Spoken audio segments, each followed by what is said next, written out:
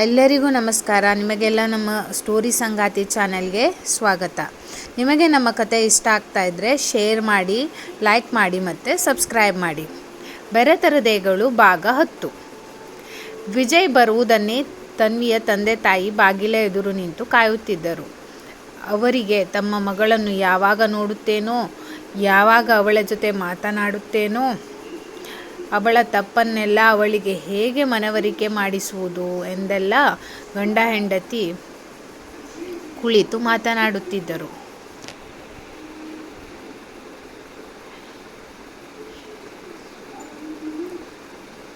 ಅದೊಂದು ಮೈಸೂರು ಬಳಿ ಇರುವ ಪುಟ್ಟ ಊರು. 1000 ಸಂಖ್ಯೆಯಲ್ಲಿರುವ ಜನರಿರುವ ಆ ಊರಿನಲ್ಲಿ ಶಿವಸ್ವಾಮಿ ಎನ್ನುವವರು ಅಲ್ಲಿರುವ ಜನರಿಗಿಂತ ಸ್ವಲ್ಪ ಹೆಚ್ಚು ಶ್ರೀಮಂತರು ಎನ್ನಬಹುದು. ಯಾಕೆಂದರೆ ಅವರ ಹಿಂದಿನ ಕಾಲದವರು ಬಿಟ್ಟು ಹೋದಂತಹ ಅನೇಕ ಜಮೀನುಗಳು ಅಲ್ಲಿದ್ದವು.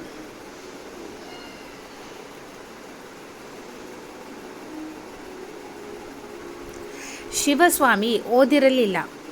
ಹಾಗಾಗಿ ಅವರಿಗೆ ಅವರ 2 ಮಕ್ಕಳಾದಂಥ ಸಾನ್ವಿ ಮತ್ತು ವಿಜಯ್ ಹೆಚ್ಚು ಓದಿ ಇನ್ನಷ್ಟು ಜ್ಞಾನವನ್ನು ಹೆಚ್ಚಿಸಿಕೊಳ್ಳಬೇಕು ಎನ್ನುವ ಆಸೆ. ಗಂಡ ಏನೇ ನಿರ್ಧಾರವನ್ನು ತೆಗೆದುಕೊಂಡರೂ ಅದಕ್ಕೆ ಸ್ವಲ್ಪವೂ ಅಡ್ಡಿ ಮಾಡದಂತೆ ಪತಿಯೇ ಪರದೈವ ಎನ್ನುವ ಸಾಧ್ವಿಮಣಿ ಶಿವಸ್ವಾಮಿಯವರ ಪತ್ನಿ ಅಂಬಿಕಾ.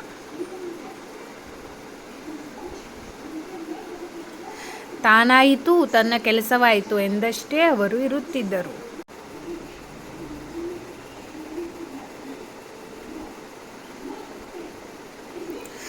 ತನ್ವಿ ಒಬ್ಬಳೇ ಹೆಣ್ಣು ಮಗಳಾಗಿದ್ದರಿಂದ, ಅದರಲ್ಲೂ ಆ ಕುಟುಂಬದಲ್ಲಿ ಒಬ್ಬಳೇ ಹೆಣ್ಣು ಮಗಳಾಗಿದ್ದಳು. ಹಾಗಾಗಿ ಮನೆಯ ಮುದ್ದಿನ ಕುವರಿ, ಚೇಷ್ಟೆ, ತುಂಟಾಟ ಹೀಗೆ ಅವಳ ಬಾಲ್ಯ ಕಳೆದಿತ್ತು. ಚಿಕ್ಕ ವಯಸ್ಸಿನಿಂದಲೂ ಕಷ್ಟ ಎನ್ನುವ ಜ್ಞಾನ ಕೂಡ ಅವಳಿಗಿರಲಿಲ್ಲ. ಯಾಕೆಂದರೆ ಅವಳ ಅಪ್ಪ ಶಿವಸ್ವಾಮಿ ಎಷ್ಟು ಪ್ರೀತಿಯಿಂದ ಅವಳನ್ನು ಸಾಕಿದ್ದರು. ಮಗಳಿಗೆ ಅಷ್ಟೇ ಅಪ್ಪ ಎಂದರೆ ಪ್ರಾಣ. ಅವಳಿಗೆ ಏನೇ ನಿರ್ಧಾರವನ್ನು ತೆಗೆದುಕೊಳ್ಳುವುದಿದ್ದರೂ ಅಪ್ಪನನ್ನು ಕೇಳಿಯೇ ನಿರ್ಧರಿಸುತ್ತಿದ್ದಳು. ಎಲ್ಲಕ್ಕಿಂತ ಹೆಚ್ಚಾಗಿ ಅಪ್ಪ ತಾನು ಏನೇ ನಿರ್ಧಾರವನ್ನು ತೆಗೆದುಕೊಂಡರೂ ಬೇಡ ಎನ್ನುವುದಿಲ್ಲ ಎನ್ನುವ ಅಹಂ ಅವಳಲ್ಲಿ ಇತ್ತು.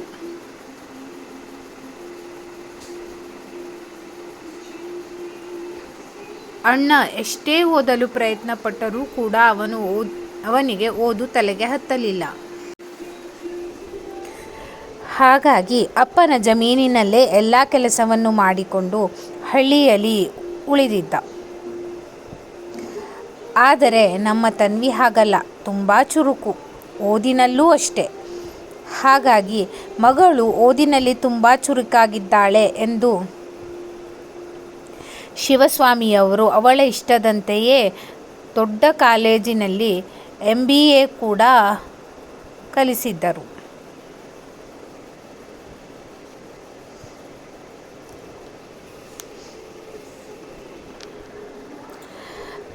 ತನ್ವಿ ಕೂಡ ತಂದೆಯ ಮಾತಿನಂತೆ MBA ಮಾಡಿ ಮುಗಿಸಿದ್ದಳು.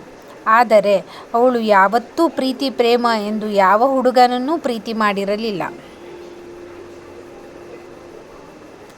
ಯಾಕೆಂದರೆ ಅವಳಿಗೆ ಕೇವಲ ಓದಬೇಕು, ತನ್ನ ಕಾಲ ಮೇಲೆ ತಾನು ನಿಲ್ಲಬೇಕು, ತಾನು ದುಡಿದು ತಂದ ಹಣದಲ್ಲಿ ಅಪ್ಪನಿಗೆ ಒಂದು ಜೊತೆ ಬಟ್ಟೆಯನ್ನು ಕೊಡಿಸಬೇಕು,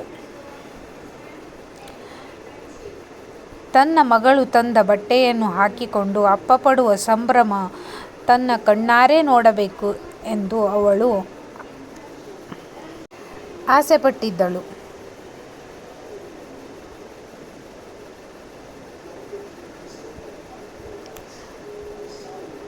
ಆದರೆ ಅವಳು ಆಸೆಪಟ್ಟಿದ್ದೇ ಒಂದು, ಅವಳ ಜೀವನದಲ್ಲಿ ನಡೆದಿದ್ದು ಇನ್ನೊಂದು. ಶಿವಸ್ವಾಮಿಯವರು ಅವರ ಸಂಬಂಧಿಗಳ ಮನೆಗೆ ಹೋದಾಗ ಅವರ ದೂರದ ಸಂಬಂಧಿಯೊಬ್ಬರು ನಿಮ್ಮ ಮಗಳನ್ನು ನನ್ನ ಮಗನಿಗೆ ಕೊಡುವಂತೆ ಕೇಳಿದರು.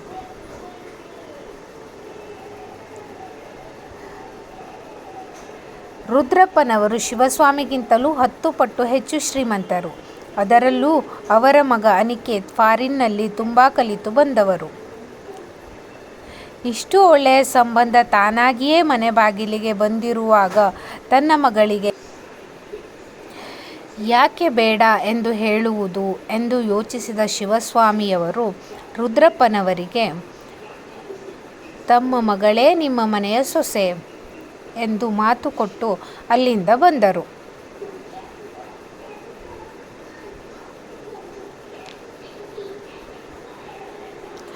ಆದರೆ ಶಿವಸ್ವಾಮಿಯವರು ಒಂದೇ ಒಂದು ಕ್ಷಣಕ್ಕೂ ಮಗಳಿಗೆ ಈ ಮದುವೆ ಇಷ್ಟ ಇದೆಯೋ ಇಲ್ಲವೋ, ಅವಳು ಬೇರೆ ಯಾರನ್ನಾದರೂ ಪ್ರೀತಿ ಮಾಡಿರಬಹುದು, ಅಥವಾ ತನ್ನ ಮಗಳಿಗೆ ಅನಿಕೇತ್ ಇಷ್ಟವೋ ಇಲ್ಲವೋ ಎಂದು ಒಂದು ಮಾತನ್ನೂ ಕೇಳಲಿಲ್ಲ. ಅವರ ಮನಸ್ಸಿನಲ್ಲಿ ಇದ್ದುದು ಅಷ್ಟೇ, ತಮ್ಮ ಮಗಳು ತಾವು ಹಾಕಿದ ಗಡಿಯನ್ನು ದಾಟುವುದಿಲ್ಲ. ಅದರಲ್ಲೂ ತಾನು ಹುಟ್ಟಿದಾಗಿನಿಂದಲೂ ತನ್ನ ಮಗಳಿಗೆ ಒಳ್ಳೆಯ ಸಂಸ್ಕಾರವನ್ನು ಕೊಟ್ಟು ಬೆಳೆಸುತ್ತಾ ಇದ್ದೀನಿ. ಹೀಗಿರುವಾಗ ತಂದೆಯ ಮಾತನ್ನು ಧಿಕ್ಕರಿಸಿ ಅವಳು ಯಾವತ್ತೂ ನಾನು ಈ ಮದುವೆ ಆಗುವುದಿಲ್ಲ ಎನ್ನುವ ಮಾತನ್ನು ಹೇಳುವುದಿಲ್ಲ ಎಂದು ಅವರು ಯೋಚಿಸಿ ರುದ್ರಪ್ಪನವರಿಗೆ ನಿಮ್ಮ ಮನೆಯ ಸೊಸೆ ತಮ್ಮ ಮಗಳೇ ಎಂದು ಹೇಳಿ ಮಾತು ಕೊಟ್ಟು ಬಂದಿದ್ದರು.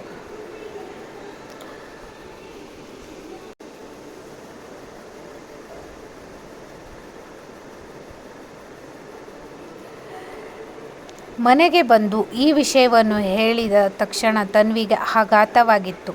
ಯಾಕೆಂದರೆ ಇಷ್ಟು ದೊಡ್ಡ ನಿರ್ಧಾರವನ್ನು ಅಪ್ಪ ತನ್ನನ್ನು ಕೇಳದೆ ಮಾಡುವುದಿಲ್ಲ ಎನ್ನುವ ಭರವಸೆ ಅವಳಲ್ಲಿತ್ತು. ಆದರೆ ಮುಖಪರಿಚಯವೂ ಇಲ್ಲದೆ ಆ ವ್ಯಕ್ತಿ ಹೇಗಿದ್ದಾನೆ, ಅವನ ಗುಣ ನಡತೆ ಯಾವುದರ ಅರಿವೂ ಇಲ್ಲದೆ ಅಪ್ಪ ತನ್ನನ್ನು ಅವನಿಗೆ ಹೇಗೆ ಮದುವೆ ಮಾಡಿಕೊಡುತ್ತಾರೆ? ಈ ಮದುವೆಯ ವಿಷಯದಲ್ಲಿ ತನ್ನನ್ನು ಒಂದು ಮಾತು ಕೇಳಬೇಕು ಎಂದು ಅಪ್ಪನಿಗೆ ಅನಿಸಲಿಲ್ವಾ? ಹೀಗೆ ಹಲವು ಪ್ರಶ್ನೆಗಳು ತನ್ವಿಯ ಮನಸ್ಸಿನಲ್ಲಿ ಮೂಡಿ ಮರೆಯಾದವು.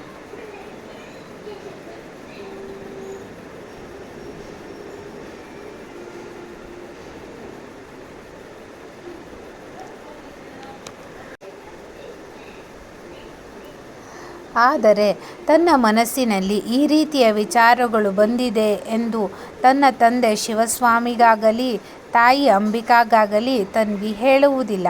ಯಾಕೆಂದರೆ ತನ್ನ ಮದುವೆಯಿಂದ ಅಪ್ಪನಿಗೆ ಸಂತೋಷವಾಗುತ್ತದೆ ಎಂದರೆ ತಾನು ಈ ಮದುವೆಯನ್ನು ಆಗುತ್ತೇನೆ ಎಂದು ಅವಳು ಮನಸ್ಸಿನಲ್ಲಿಯೇ ನಿಶ್ಚಯ ಮಾಡಿಕೊಂಡಳು.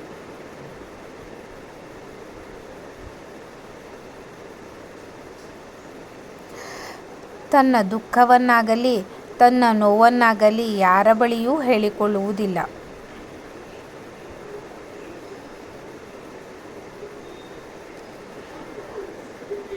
ಅವಳು ಹಳೆಯ ಕಾಲದ ಸಂಪ್ರದಾಯದಂತೆ ಅನಿಕೇತನನ್ನು ನೋಡಿದ್ದು ಮದುವೆಯ ಮಂಟಪದಲ್ಲಿ. ಅಲ್ಲಿಯವರೆಗೆ ಇಬ್ಬರ ನಡುವೆ ಯಾವುದೇ ರೀತಿಯ ಮಾತುಕತೆ ನಡೆದಿರಲಿಲ್ಲ. ಕೇವಲ ಕುಟುಂಬದವರ ನಡುವೆ ಮಾತ್ರ ಮಾತುಕತೆ ನಡೆದಿತ್ತು.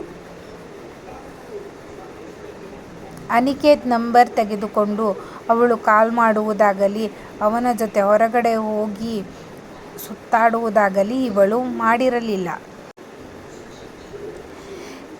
ಯಾಕೆಂದರೆ ಅವಳ ತಂದೆ ಶಿವಸ್ವಾಮಿ ಹಳ್ಳಿಯವರಾದ್ದರಿಂದ ಇದು ಯಾವುದಕ್ಕೂ ಅವರು ಅವಕಾಶವೂ ಕೊಟ್ಟಿರಲಿಲ್ಲ. ತನ್ವಿ ಕೂಡ ಇದನ್ನೆಲ್ಲ ಕೇಳಿಯೂ ಇರಲಿಲ್ಲ.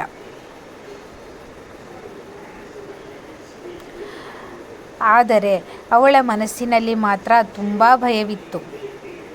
ತಾನು ಆ ಮನೆಗೆ ಹೋದರೆ ಆ ಮನೆಗೆ ಹೊಂದಿಕೊಳ್ಳುತ್ತೀನೋ ಇಲ್ಲವೋ ಎನ್ನುವ ಭಯ ಒಂದು ಕಡೆಯಾದರೆ, ಅನಿಕೇತ್ ಗುಣ ಹೇಗಿರಬಹುದು? ಅವನು ತನ್ನನ್ನು ಹೆಂಡತಿ ಎಂದು ಸ್ವೀಕಾರ ಮಾಡಬಹುದಾ ಎಲ್ಲಕ್ಕಿಂತ ಹೆಚ್ಚಾಗಿ ಅವನೂ ಕೂಡ ಈಗಿನ ಕಾಲದವನಾಗಿ ಮದುವೆಯಾಗುವ ಹುಡುಗಿಯ ಜೊತೆ ಒಂದು ದಿನವೂ ಮಾತನಾಡದೆ ಅದು ಹೇಗೆ ಮದುವೆಗೆ ಒಪ್ಪಿಗೆ ಕೊಟ್ಟ? ಅವನಿಗೆ ನಿಜವಾಗಿಯೂ ನನ್ನನ್ನು ಮದುವೆಯಾಗಲು ಇಷ್ಟವಿದೆಯೋ ಇಲ್ಲವೋ ಎನ್ನುವ ಗೊಂದಲದಲ್ಲಿಯೇ ತನ್ವಿ ಮತ್ತು ಅನಿಕೇತನ ಮದುವೆ ನಡೆದು ಹೋಗಿತ್ತು.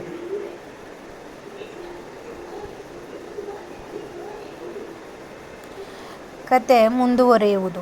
ನಿಮಗೆ ನಮ್ಮ ಕತೆ ಇಷ್ಟವಾಗಿದ್ದರೆ ಶೇರ್ ಮಾಡಿ, ಸಬ್ಸ್ಕ್ರೈಬ್ ಮಾಡಿ ಮತ್ತು ಲೈಕ್ ಮಾಡಿ.